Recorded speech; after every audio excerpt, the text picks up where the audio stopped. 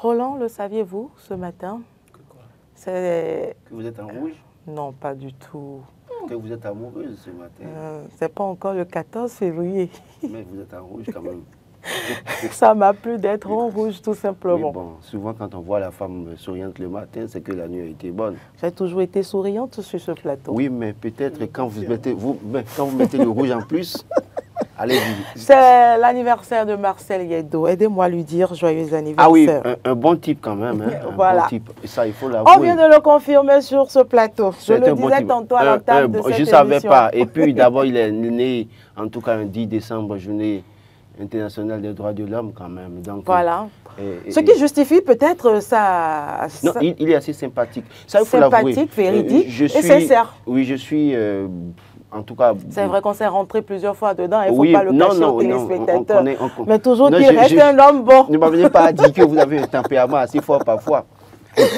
Vous avez un tempérament assez fort, il faut être assez patient pour vous supporter parfois. Mais je sais que Marcel Yeddo, c'est quelqu'un qui a un tempérament assez calme. Malgré la tempête, tout ce que vous faites, quand vous êtes... souvent, je le vois, quand on crie, tout le monde crie, il est serein, il ne réagit pas. Ce n'est pas le vrai Marcel que vous connaissez. Non, il réagit quand, à un moment donné, il doit réagir. Mais le plus souvent, quel qu'en soit le cas de figure, il est toujours calme d'abord, très serein, il observe. Et il sourit. Il sourit. Il sourit, et en fait, son sourire, c'est souvent, bon, faites tout ce que vous voulez, j'ai le dernier mot. Et réellement, en termes de réalisation, hein, parfois, vous faites tout ce que vous voulez. Et je l'observe, il dit, bon, ok, quand il va finir, je vais faire ce que je dois faire. Parce que ce n'est pas à lui de m'apprendre ce que je sais faire. Bref, je l'ai vu à l'œuvre à plusieurs reprises, je sais que c'est un bon type, un bon réalisateur, j'avoue que c'est un bon réalisateur. Et s'il arrivait que demain, on demandait de proposer, de recommander quelqu'un, je n'hésiterais pas à dire Marcel Yeddo, c'est un bon type. Et ce n'est pas le seul, hein. Il y a Boris Adaro, et Martin également. Martin Tognissé aussi. C'est pour ça que je dis l'un de mes gardes-cœurs. Ah bon? En tout cas, de cœur, bon, attention. Hein. Attention, Marcel, vous parlez de Martin, qui est votre garde-cœur ou bien c'est Boris? Nous allons poursuivre. Dites bonjour aux téléspectateurs. Bon, Marcel Yeddo, joyeux anniversaire, tout le meilleur possible. Que Dieu t'élève davantage et davantage. Et que tout ce que tu aspires et tout ce que tu désires, que te soit accordé au nom de Jésus. Amen. Amen. Amis téléspectateurs, bonjour. Marc Goudianou, bonjour. Carole Laye, bonjour. Bonjour Carole. Merci pour ce mardi rouge. Je profite pour l'occasion pour dire joyeux anniversaire à mon très cher Barcelonais, Marcel Yeddo, qui souffle une bougie de plus. Joyeux anniversaire à toi, mon très cher ami, et que Dieu t'élève davantage au nom de Jésus et au nom des mânes de nos ancêtres. Amen. Et c'est parti, nous allons commencer cette analyse par le report du procès de Amoussou, Steve Amoussou. Une fois encore reporté. Le 14 janvier. Oui. Ça va être reporté si la justice n'a pas encore d'éléments. Moi, je vous ai dit la dernière fois que aussi longtemps que la justice n'aura pas d'éléments, ça va être reporté. Parce que le type dit, je ne suis pas frère en vie, je suis Steve Amoussou.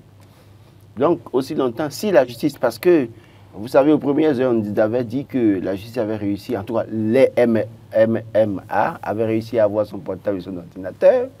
Après, par la suite, on nous a dit non, que rien de cela. Qu'il n'y en ait rien. Donc, si véritablement la justice n'arrive pas à avoir un portable ou un ordinateur pour tracer, pour justifier que Steve Amoussou et frère ont vie, il reste encore du boulot pour la justice. Et de ce point de vue, chaque fois, dès lors que la justice continuera à faire ses investigations et qu'elle n'aura pas d'éléments à mettre sous la main, c'est qu'ils vont tout le temps reporter le procès jusqu'à espérer un jour avoir des preuves pour faire la traçabilité, le lien entre Steve Amoussou et frère en vie.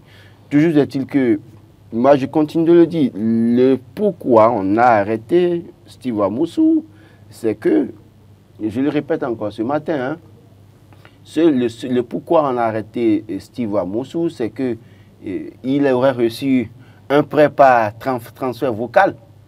Donc, si quelqu'un reçoit un prêt par transfert vocal et que c'est pour ça que des gens sont allés le chercher au Togo, et que par la suite, ces personnes qui sont allées le chercher illégalement, et qu'on a condamné ces personnes, et dès lors qu'on n'a pas de suite de celui-là qui lui aurait fait le prêt par transfert vocal, la meilleure option, c'est de le sortir d'abord. Parce que c'est Steve Amoussou qui sont allés chercher. Et ils l'ont dit devant la justice. ceux qui ont été condamnés ont dit qu'ils sont allés chercher Steve Amosu parce qu'ils doivent de l'argent à quelqu'un qui les a saisis et qui leur a dit de l'aider à chercher Steve Amosu. Donc, je crois que c'est à ce niveau que le problème se pose. Si ce n'est que ce dossier, normalement, on devait libérer d'abord Steve Amosu. On peut le libérer, et dès lors qu'il sort de la prison, c'est ce que j'ai dit la dernière fois, je suis obligé de dire la même chose, quoi. C'est que s'il sort de la prison, vous l'attendez aux portes de la prison, et puis on le échappe encore pour dire, bon, monsieur Steve Amosu, vous avez été libéré parce que dans ce dossier, il n'y avait rien de concret. Mais bon, puisque on vous libère, vous êtes sorti maintenant, et là, nous soupçonnons que vous êtes frère en vie. Et là, on peut l'arrêter encore. Parce qu'en réalité, c'est comme ça que la procédure devait se présenter. Bon, c'est vrai qu'on me dira que je ne suis pas juriste et puis tout ce qu'on dit, mais véritablement, malheureusement, le 14 janvier, sans éléments, vivement qu'ils aient des éléments. Sinon, sans éléments, ils vont encore reporter. Et donc, de report en report, le gars va se faire le tour entre la prison et le tribunal, maintes fois, sans qu'on ait une suite fondamentalement. Attendons de voir quand même. Marc Goudjano. Oui, Carole, c'est vraiment déplorable pour la justice béninoise, parce qu'il faut oser le dire. Hein. C'est vraiment déplorable pour la justice béninoise parce que, dans un premier temps, reconnaissons avec quelle vitesse ceux qui sont allés chercher Steve Amosu ont été jugés. Je veux dire, avec quelle vitesse ils ont été jugés par notre justice. Et donc, je ne comprends pas comment se fait-il que ceux qui sont allés chercher l'individu Steve Amosu ont été jugés, d'accord, illico presto, et donc, dans le même temps, on garde Steve Amosu et on dit que le dossier est en instruction, sans pour autant donner également d'autres détails qui peuvent quand même étayer le dossier en question. Et donc, ça pose un problème. Ça pose un problème où, est-ce qu'on parlera de la lenteur? Pas forcément, mais on va parler plutôt d'une justice qui est toujours critiquée par l'opinion publique, Parce que dans le même temps où, pour d'autres affaires, on est quand même disposé à pouvoir vite juger ces affaires-là. Et aussi concernant ceux qui sont allés chercher le mise en cause, on est pressé pour pouvoir juger et libérer le dossier. Et en ce qui concerne l'individu même, on n'évolue pas, on part de report en report. Et même quand le dossier est en instruction, c'est-à-dire qu'on n'a jamais eu vent à ce que l'instruction a évolué à tel niveau, on a eu telle déjà informations qui nous attestent que peut-être celui qui est là, Steve Amosu, est peut-être frère Onvi ou ne l'est pas. Et donc, il manque un certain nombre de détails que la justice n'apporte pas. Et c'est ce qui crée le doute au sein de la population et au sein des uns et des autres. Parce que là, on se pose un certain nombre de questions pour savoir quelle est cette part de la justice qui n'arrive pas quand même à vite juger un certain nombre de dossiers qui sont jugés importants par les populations. Parce que n'oubliez pas tout ce qu'a suscité cette arrestation de Steve Amosu depuis Lomé, l'intervention de la justice togolaise également à propos de cette affaire, les gardes MMA qui ont été appréhendés ici et qui ont été jugés également. Et donc, tel que l'on le dit, ça ira de report en report. On semble avoir affaire à une affaire, bon, un peu incompris des Béninois. Et j'espère que d'ici là, on va bien comprendre puisque malheureusement, il va fêter en prison. Ce serait qu'en janvier que son procès va encore revenir. Et encore, peut-être, on va encore reporter. C'est triste. C'est pas lui seul qui se fait fêter en prison. C'est triste. C'est tellement grave des gens autour. En fait, moi, je regarde un peu le dossier, je souris, quoi, depuis. Parce que, je sais pas, au fond, il y a quand même des non-dits dans ce dossier. Et je le rappelle, des gens qui ont servi, en tout cas aidé les MMA. Bon, j'ai du mal à prononcer ça rapidement. MMA. Voilà. Vous savez que je n'ai pas la langue aussi déliée comme d'autres. Donc, MMA. Ceux qui ont aidé les MMA. Bon, ok, je ne dis plus ça. Ceux qui ont aidé, ceux dont vous avez parlé là, sont en prison au Togo. Et puis, la justice, la même justice qui continue sur le dossier, mais le secrétaire général du gouvernement du Togo est venu faire son show également, abondamment relayé ici. On attend de voir, je crois que la justice jouera sa crédibilité dans ce dossier. Parce que s'il n'y a pas d'éléments, la meilleure option, c'est de libérer purement et simplement Steve Amoussou. Cela, il va de la crédibilité de la justice béninoise. Et donc, je crois que les acteurs de la justice béninoise ont assez compris l'enjeu pour que tout ce que les gens disent sur la justice béninoise, que ce soit au plan interne ou au plan international, c'est les dossiers parfois qui amènent et qui doivent pouvoir amener la justice à, en tout cas, sortir son épingle du jeu en réalité, à donner, à redorer le blason de la justice béninoise, les acteurs, évidemment, je parle des acteurs, parce qu'à cette allure, parfois, les gens se posent la question, où allons-nous? Que vivons-nous? Que subissons-nous et pourquoi nous subissons tout ça? Bon, attendons de voir le 14 janvier, ce serait 4 jours après la fête du 10 janvier.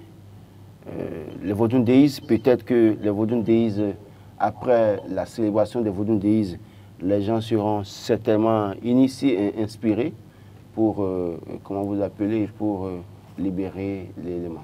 Alors, nous allons poursuivre avec Palmarès qui parle... Et puis, justement, je crois que si Marcel vous fait le signe, c'est pour dire, comme l'autre disait que...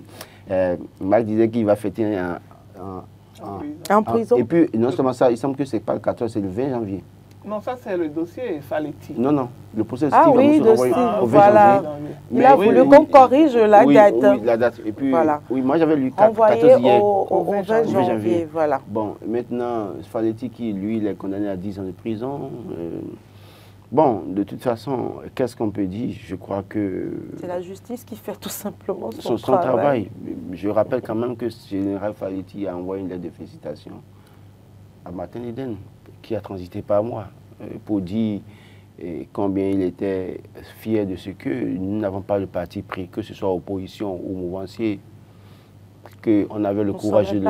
Oui, voilà. Et c'est ce que certaines personnes ne comprennent pas et nous tassent d'opposants. Justement, parce que la lettre, quand il a envoyé la lettre... On n'est ni opposant, ni mouvancier. Nous faisons notre travail. Moi, je trouve que c'est l'occasion pour le dire clairement sur ce plateau.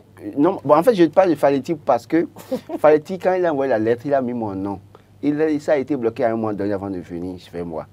J'avais voulu aller le voir, mais je comprenais ce qu'on a en face. C'est comme s'ils vont penser que c'est Faletti qui m'envoie de l'argent, qui me soutient. Je lui envoie toutes les vibrations positives. Il est condamné à 10 ans de prison. 10 ans, ce n'est pas 50 ans. Plaise à Dieu que Dieu le soutienne dans cette difficulté. Qu'un jour, si entre-temps il était véritablement coupable, que Dieu l'inspire davantage et quand il va sortir, qu'il devienne un nouvel homme au service de son peuple. Au-delà de tout, c'est un citoyen béninois, c'est un frère béninois que nous allons soutenir. Je ne l'ai jamais vu. C'est la première fois que j'ai pu aller de lui, c'est quand il a envoyé la lettre. Et donc, je dis, écoutez, et ça devrait nous inspirer. Je voudrais peut-être profiter pour passer un message à tous les jeunes pour les élections prochaines de 2026, pour dire, les acteurs politiques sont ce qu'ils sont. Entre eux, notamment parfois, ils vont dîner ensemble. Les matins, ils vont déjeuner avec nous, pour le peuple, et ils vont nous mélanger. Et les soirs, ils vont dîner avec les autres pour dormir en paix. Et donc, après, quand il y a cette situation, aujourd'hui, le général Faletti et autres qui ont été mis en prison défendaient un idéal en 2019, 2020 et autres. Tout à fait. Et c'est au service de qui? D'un certain camp politique. Mais les acteurs politiques qu'ils croyaient peut-être défendre en griffe sont tous, aujourd'hui, sont en liberté et vivent très bien, sont dans leur famille. Donc ça interpelle tous les jeunes de notre pays. Au-delà de tout, c'est-à-dire, c'est vous qui payez le prix fort. Oui, c'est vrai, mais est-ce que ce n'est pas ce langage qui nous amène à constater ce manque de courage que nous observons chez les jeunes pour ne pas pouvoir défendre leurs droits? Parce qu'on parlait hier déjà de la société civile et qu'il n'y a pas de relève. Donc, de tels discours peuvent... Je suis d'accord avec vous. Je dis... Il y a que nous pouvons dénoncer, mais nous devons faire attention. Parce que quand il arrive qu'il y a des actes de violence, malheureusement, on a tout fait de vous attribuer ça. Vous savez, quand vous êtes dans une situation, d'autres personnes peuvent créer des actes de violence. Et puisque vous vous retrouvez au mauvais moment à un moment donné également, il y a des gens qui sont en prison qui n'ont rien à voir avec cette affaire de violence. Hein. Mais juste parce qu'ils sont retrouvés au mauvais moment, Au mauvais endroit, au mauvais moment. Et puis, justement pour ça, ils sont retrouvés en prison. Je ne dédouane pas quelqu'un, mais je dis, il y a des gens qui peut-être, oui, on lui a posé des actes pour se révolter, mais il y a des gens qui peut-être malheureusement se sont retrouvés dans ce milieu-là à un moment donné, on les a arrêtés également. Donc oui, nous allons dénoncer, nous allons faire certaines choses. On ne va pas encourager que les gens montent au créneau pour poser des actes de violence, mais on va encourager que les gens prennent davantage la parole, libèrent la parole.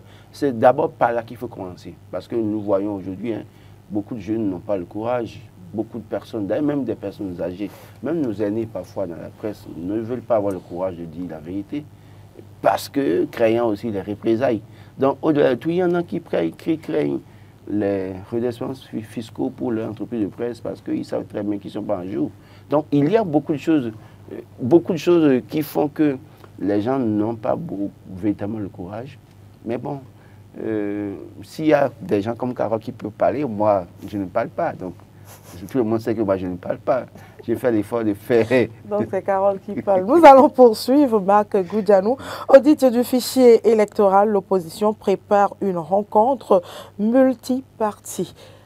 C'est Palmarès qui titre sur cette information. Multipartite.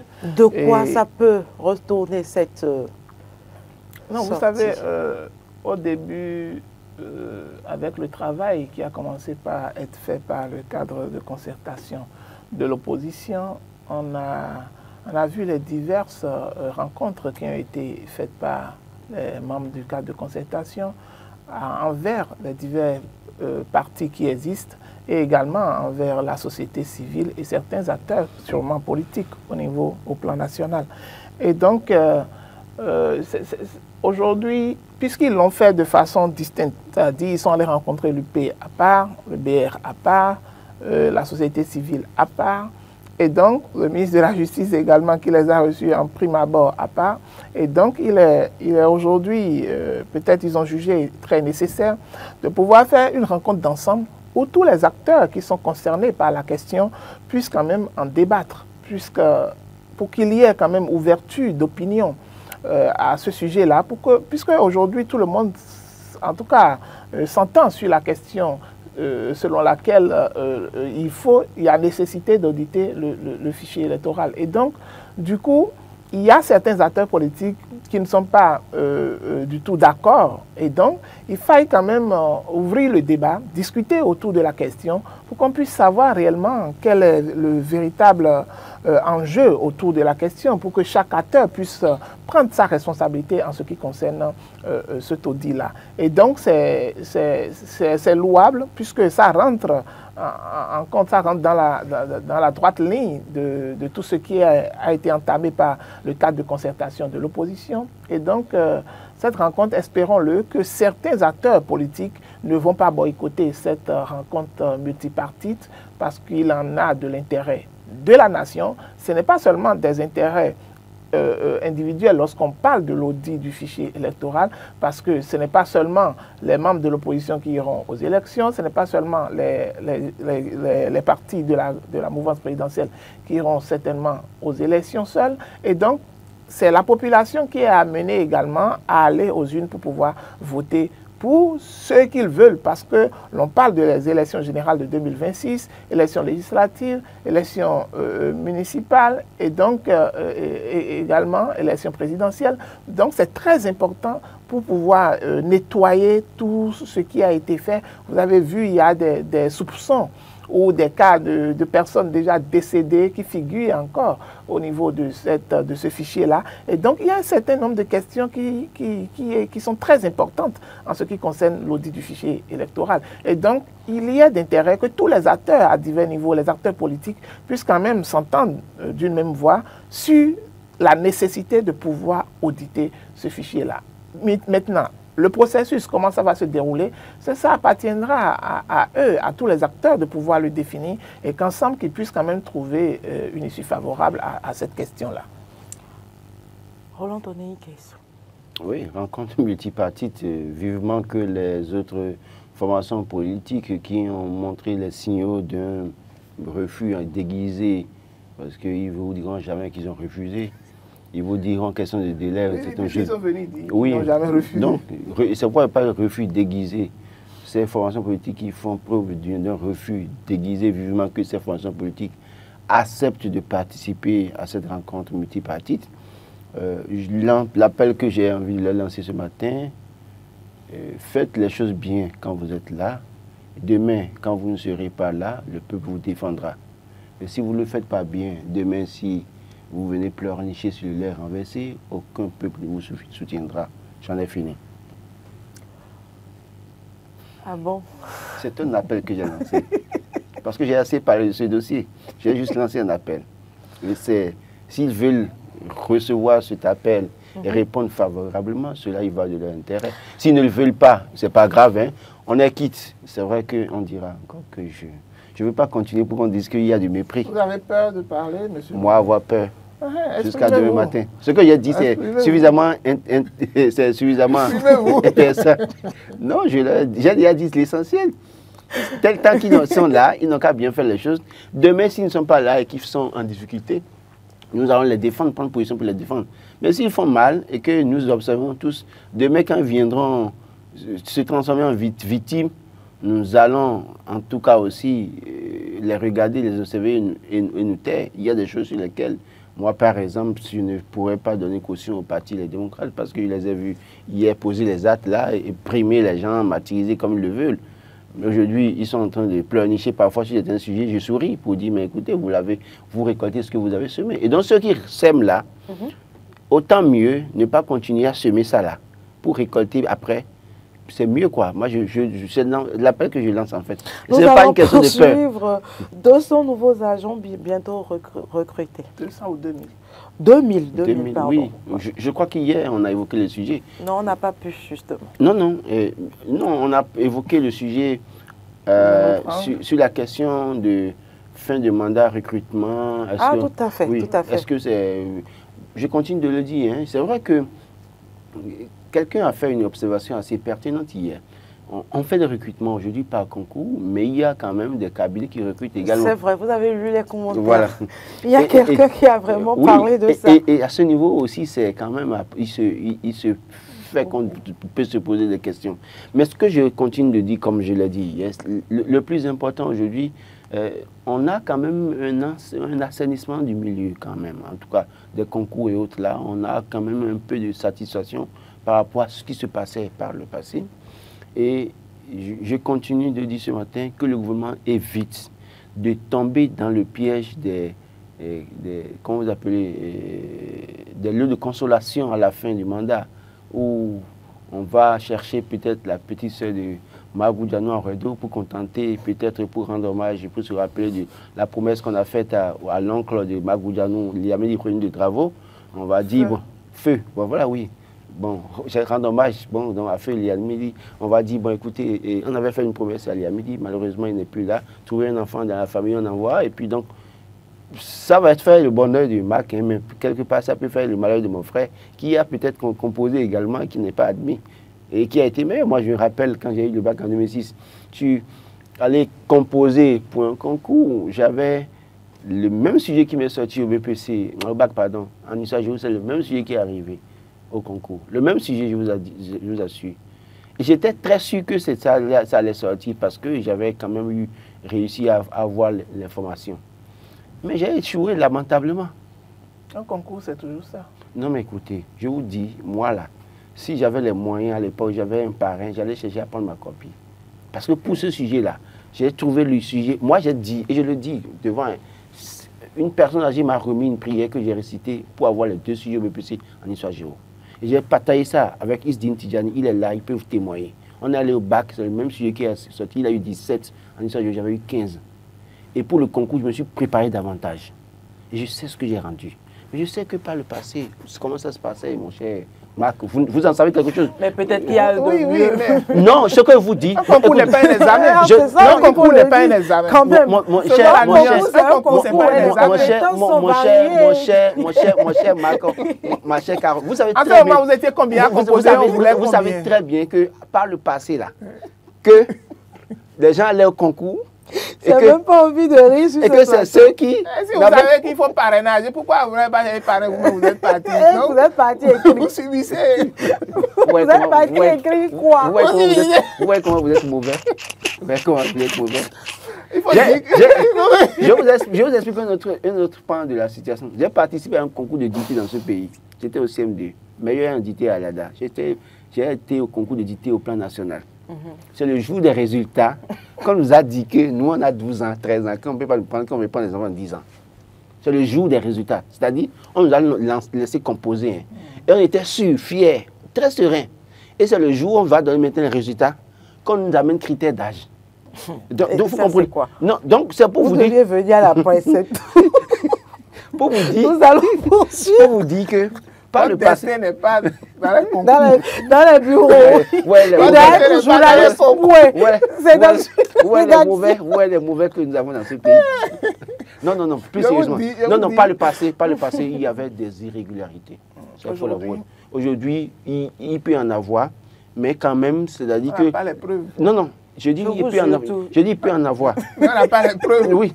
Non, ça peut être fait. Ce sont les preuves qui permettent oui, ça peut être fait avec la corruption qui est faite. Non. Maintenant, si on n'a pas les preuves, on peut en parler. Bon, pour la corruption, on en a plusieurs fois. Non, au niveau de les choses peuvent se faire, mais avec beaucoup plus de finesse aujourd'hui. C'est pas parce qu'on a annulé à cause des fraudes qu'une fois que vous avez dit que le secteur a saigné. Non, j'ai dit, non mais écoutez, moi je ne donne pas caution à 100%. Et vous connaissez bien ma position. Non, moi je ne donne pas caution à 100%. Parce que c'est les humains qui font. Hein. Au-delà de tout, il y aura quelques... Forcément. Il peut y avoir quelques... Je dis, pardon, on n'a pas dit il y a favoritisme. Il peut y avoir parfois quelques favoritismes. Ça, c'est possible. Mais toujours est-il qu'aujourd'hui, il n'y a plus de dénonciation comme par le passé. Les gens ont peur de dénoncer. Bon, il y a ça aussi. Parce que les gens ont peur de dénoncer. C'est pour dire comme ça, ça ne veut pas dire que forcément que tout est, en tout cas, limpide et clair. Non, j'ai pas dit ça. Vous savez qui sont organisés. J'ai dit ça. Bon, nous allons poursuivre. Non, il faut le laisser. Il veut opiner sur le sujet. Allez-y. C'est vrai, c'est même lui qui a retenu le sujet. Au niveau même de ces différents concours, Laurent l'a dit tout à l'heure, même hormis les concours qui sont organisés, des recrutements sont faits de façon parallèle. Des recrutements sont faits de façon parallèle, par des cabinets ou bien par des proches. Vous entendez, il y a des cellules qui sont créées par-ci, par-là, il y a des unités qui sont créées où vous n'allez jamais voir les concours de recrutement. Vous n'allez jamais voir nulle part. Mais pourtant, ce sont des gens qui sont recrutés presque tous les jours là. Ouais. Et donc, au niveau maintenant... Je vais envoyer mon dossier déposé bientôt pour ça aussi. Au niveau des... Il faudra convoiter aujourd'hui maintenant les agences de recrutement. Vous devez forcément... Vous êtes en train de dire Non, pas forcément. Vous savez, les agences de recrutement, on peut en créer du jour au lendemain. La preuve, au niveau de la réalisation de nos routes, il y a des sociétés que vous n'avez jamais connues aujourd'hui, mais qui ont des marchés qui exécutent.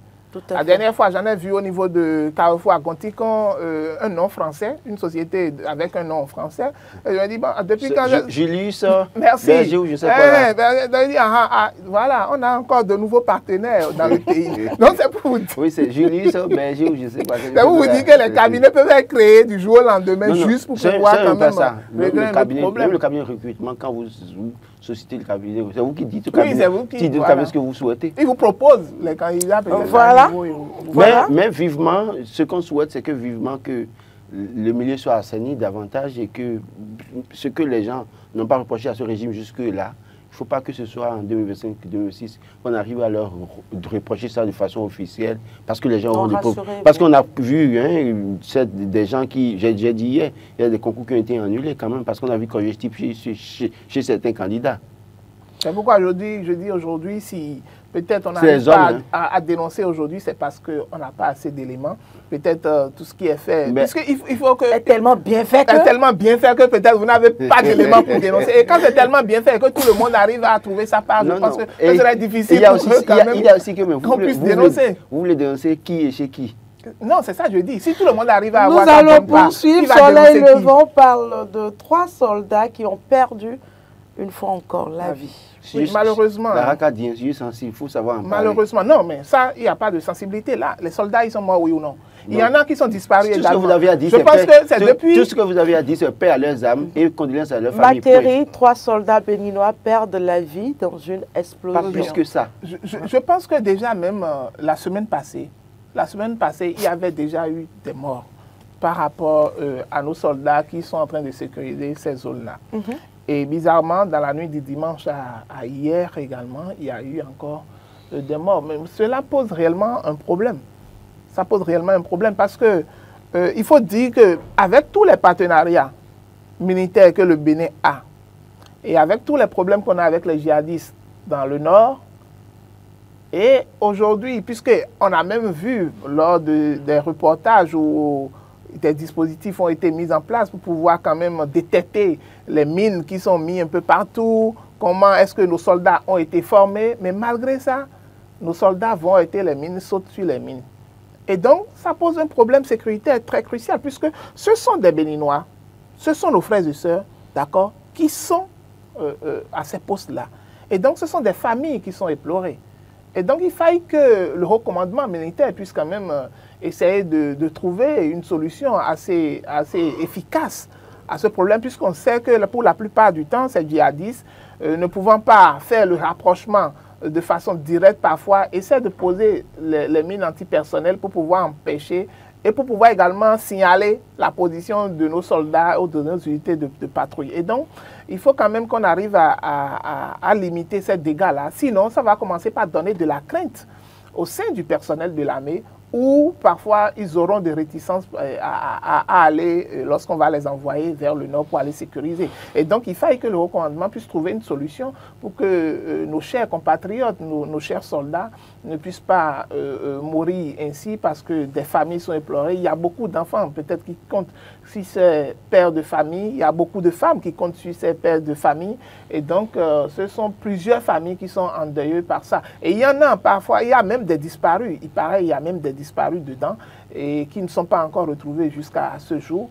Et il n'y a pas encore, moi je me dis toujours face à cette menace djihadiste dans le nord, il n'y a pas encore une solution vraiment très efficace, malgré tous les partenaires qu'on a, hein, puisqu'on a des partenaires américains, on a les partenaires français, les patrouilles se font, mais comment est-ce qu'ils arrivent à poser ces mines antipersonnelles sans qu'on n'arrive pas à identifier quand ils viennent le faire? Alors que ce sont des zones délimitées, ce sont des patrouilles qui sont faites. On a des drones, non, qui font des patrouilles. On n'a pas.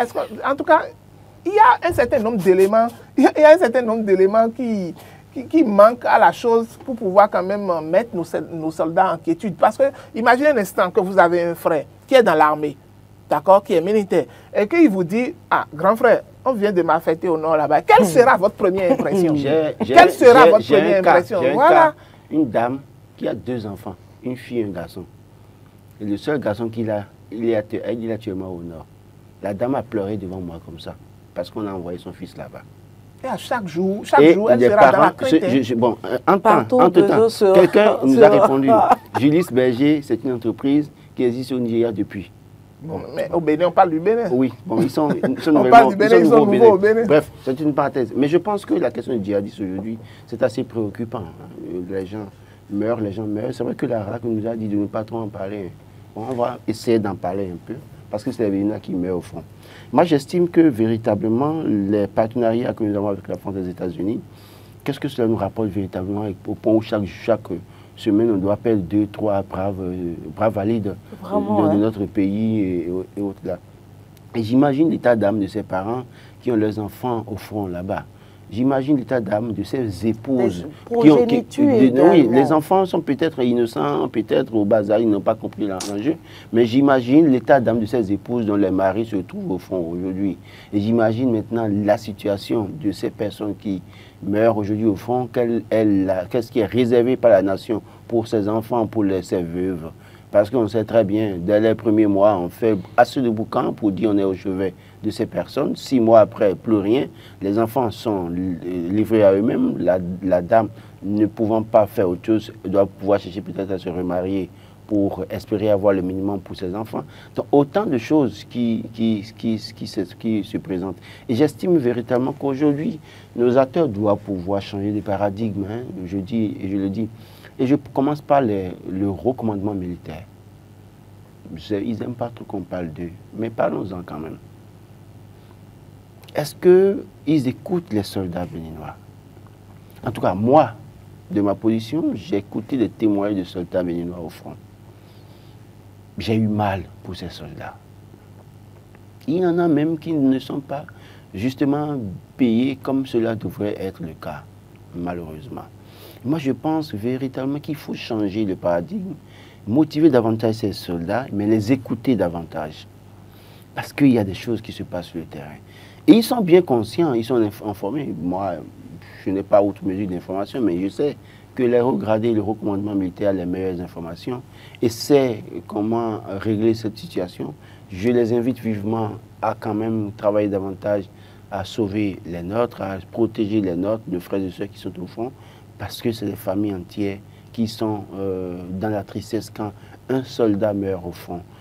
Ceux qui pensent qu'aujourd'hui, oui, il faut peut-être banaliser ce qui se passe du côté du nord du Bénin, j'estime véritablement, là, je crois que la semaine dernière, quand je dis que les djihadistes se replient vers le Bénin, il y en a qui pensent que la justice doit m'écouter. Moi, je suis prêt à ce que la justice m'écoute sur ce sujet. Parce que tout le monde, c'est un secret de polichinelle, que de savoir que quand les djihadistes sont traqués au Niger et au Burkina Faso, au Mali, ils replient vers le Bénin et se retrouvent dans la population et foutent le bordel.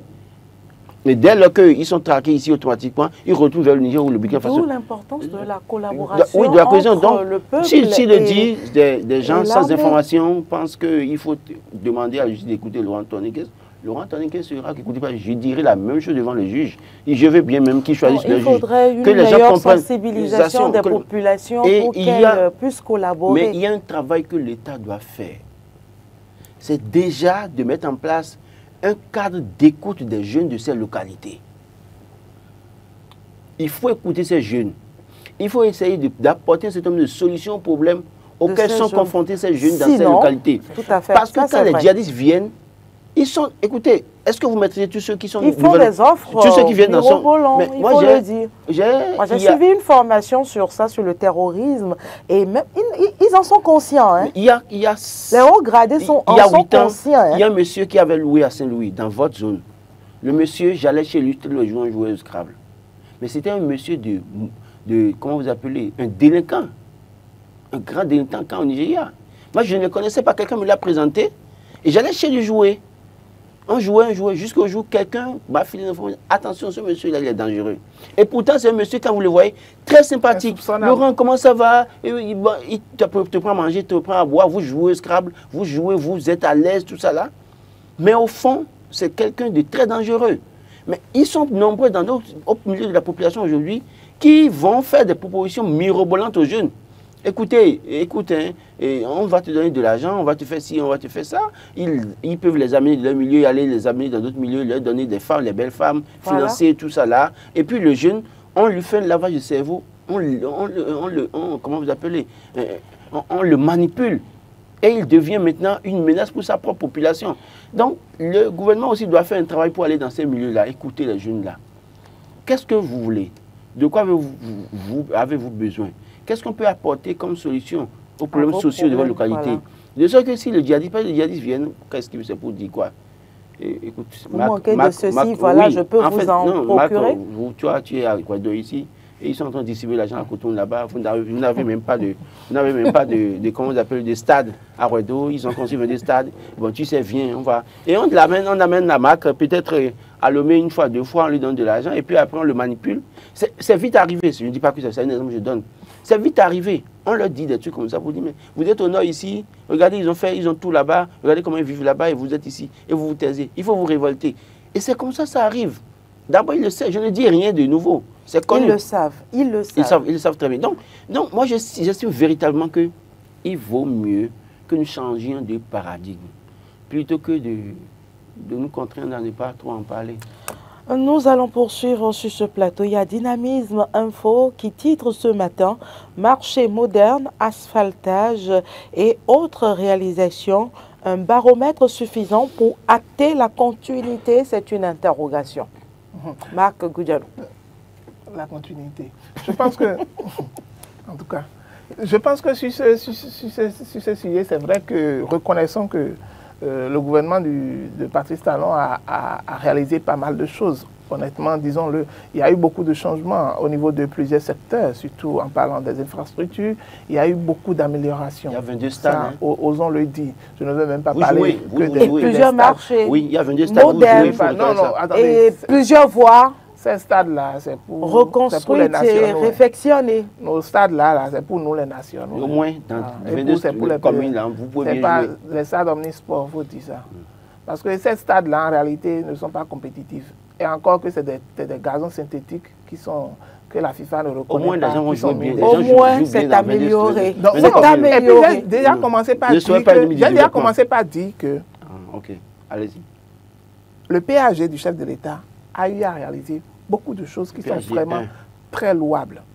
Et donc, a dit que cela, est-ce que cela fait office de baromètre pour la continuité? Pour la continuité, bon, ça c'est l'interrogation que moi-même je me pose. Parce que je me dis, une chose est sûre, lorsqu'un chef d'État vient, il a son programme qu'il met en œuvre, qu'il réalise, même s'il n'arrive jamais à tout finir. Il n'y a pas ce chef d'État-là. Il n'arrivera jamais à finir. Exactement. Donc, les problèmes sont légion. Voilà, donc du coup, il y a même des projets de Yahi Boni dont le système Talon a hérité. Donc, il rentre dans la droite ligne d'une continuité de l'État. Et donc, si éventuellement, on sait que Patrice Talon va finir en 2026, si éventuellement, que ce soit son dauphin ou pas, là, celui qui héritera du pouvoir aurait forcément des chantiers qui n'ont pas été finis sous Patrice Talon, qui vont continuer. Et donc, il faut remercier déjà, il faut louer déjà un certain nombre de réalisations qui ont été faites et qui sont vraiment louables sur le plan des infrastructures et qui sont encore en cours aujourd'hui. Je dis même à Bomé-Calavi, c'est actuellement que le projet d'asphaltage est en train d'évoluer puisque Calavi n'en a pas bénéficié. C'est actuellement qu'on est en train de bénéficier de ça. On n'en avait pas bénéficié par le passé. Dites-moi, c'était où? Il y a la rue de l'Espoir, bitumée. La rue de l'Espoir? Oui, c'est bitumé quand même. La rue de l'Espoir bitumée, ce n'est pas dans le projet, ce n'est pas dans le PAG. C'est dans le projet d'asphaltage. Au nom des projets d'asphaltage. Non, c'est pas dans le projet de l'asphaltage. Il y a nouveau goudron au niveau du pavé CC. Qui ne sort pas derrière le général Mathieu Kékou. Donc, c'est quand même donc il y a un certain nombre de choses qui ont été faites qui sont vraiment encouragées et on aurait aimé forcément que ça puisse continuer et que même si ce n'est pas le chef de l'État qui venait au pouvoir, même si c'est quelqu'un d'autre, si ces projets ne sont pas achevés, il faut que ça finisse forcément puisque, je l'avais dit tantôt, il y a des projets de Yahi Boni dont le gouvernement Patrice Talon a hérité et a fini. Donc, il y aura forcément des projets de Patrice Talon que d'autres vont hériter, qu'un autre président également va hériter pour finir. Et donc, est-ce que ces réalisations font office à ce que cette continuité qui va suivre, est-ce que c'est forcément une continuité qui va rentrer en ligne de compte d'une élection? Moi, je ne pense pas, parce qu'aujourd'hui, si on doit seulement, vous savez, si on va seulement se caser sur ce que vous avez fait de bon et ne pas évoquer tout ce que vous avez fait de mal pour déterminer votre baromètre en quelque sorte, ce serait impensable. Parce que forcément, lorsqu'on parle de la réalisation d'un chef d'État, il y a ce qu'il a fait de mauvais et ce qu'il a fait de bon. Maintenant, espérons que ce qu'il a fait de bon est plus grand que ce qu'il a fait de mauvais. Parce que je vous donne un exemple simplement, comme Laurent aime donner les exemples. Si j'ai connu Laurent,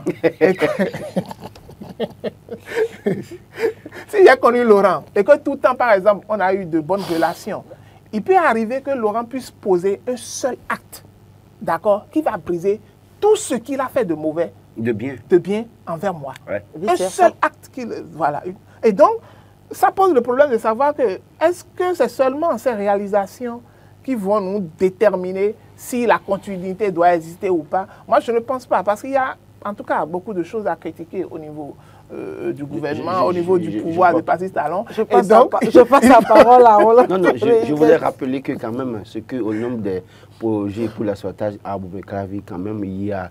c'est maintenant le projet de non, il y a la voie, il y a la rue Talon à Godomé, avant Biosso, là, bitumé jusqu'au niveau du cimetière PA14. Il y a quand même rue de l'Espoir, je précise. Il y a quand même le nouveau goudron derrière, à partir de pavé ici jusqu'à derrière la maison du général Mathieu Kéhékou. Donc, c'est quelques éléments d'asphaltage dans la commune d'Abouin-Kravi. Ceci étant, moi je pense que Patrice Talon venant au pouvoir en 2016 nous a promis la rupture, faire les choses mieux que les autres qui l'ont précédé.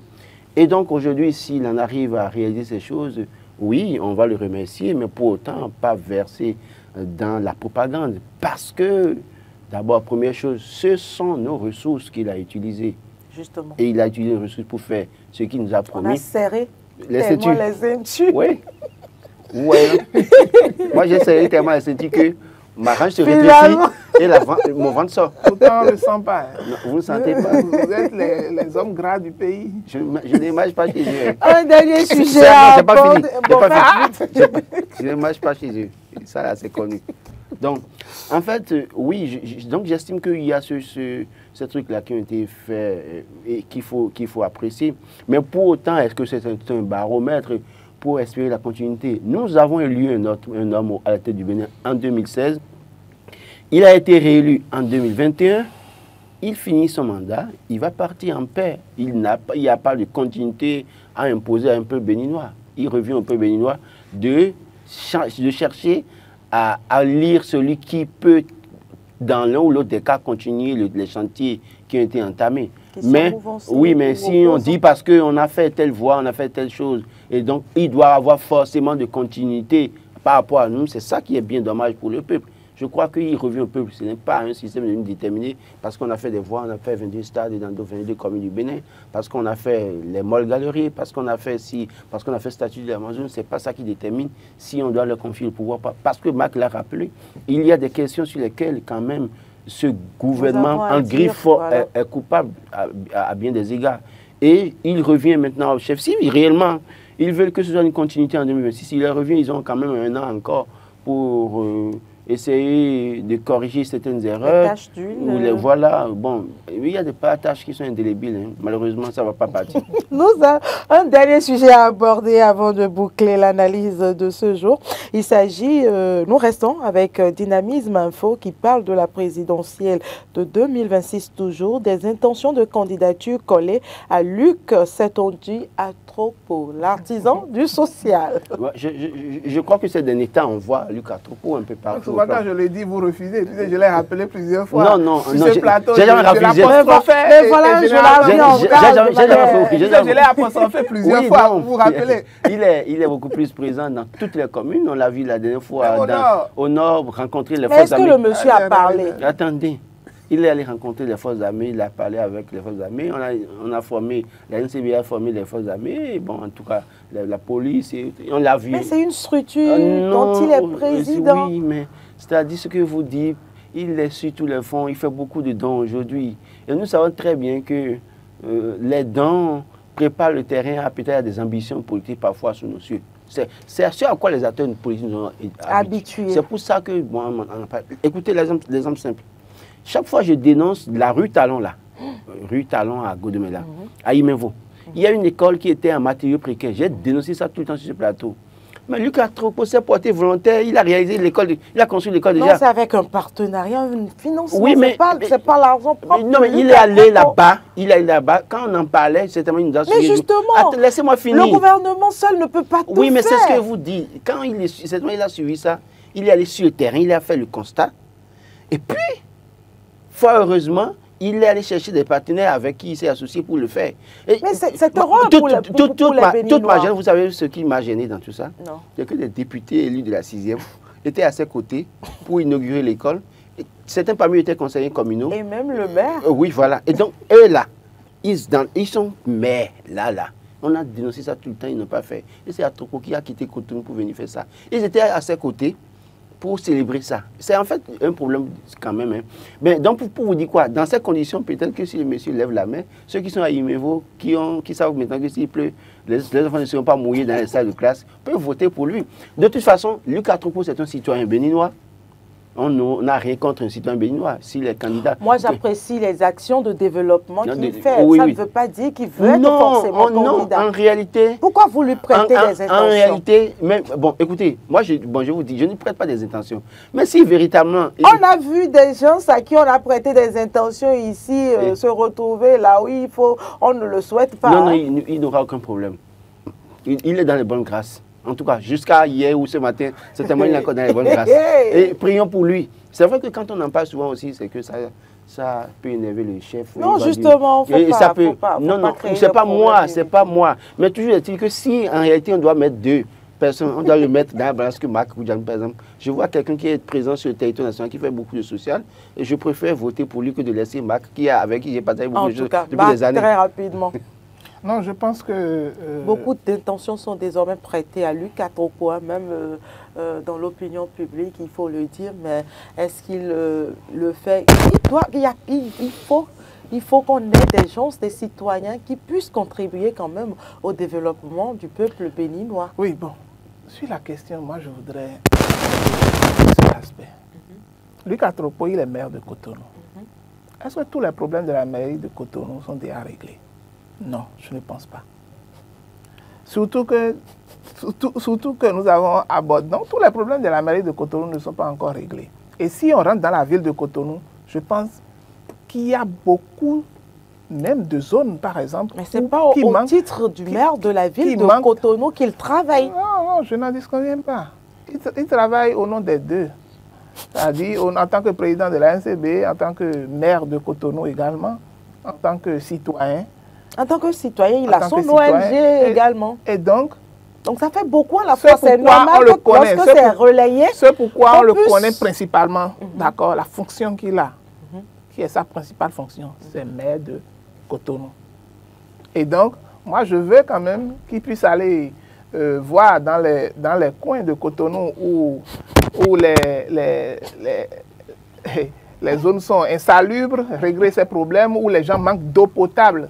Vous savez que même à Cotonou, il y a certaines zones où les gens manquent d'eau potable. Pendant 3 jours. Voilà. Et donc, qu'il aille quand même essayer de nous régler ces problèmes-là. Les autres. Et aussi... il y a les problèmes d'inondation aussi. Voilà. Donc, moi, je ne suis pas contre le fait, tout ce qu'il fait. Je l'invite également à régler beaucoup plus les problèmes qui sont liés à sa ville, Cotonou d'abord, et également à penser également aux autres. Et puis, Nuité, même s'il a cette ambition-là de devenir, d'être candidat, c'est bon. Il y a pas mal à cela. Du moment où c'est quelqu'un qui, du moment où même c'est quelqu'un qui a cette bonne volonté de pouvoir faire des actions communautaires par-ci par-là, et donc il va privilégier le social sûrement. Donc de privilégier aussi Cotonou. Non, Luc Atropo aime le social. Donc nous avons décrit le social sous talent pendant des années. Donc si peut-être c'est lui qui viendra nous apporter le social tous les jours pendant son mandat, pourquoi pas? Bonne chance à lui. Merci Laurent, Roland Tonéiques, merci Marc Goudjanou. Nous allons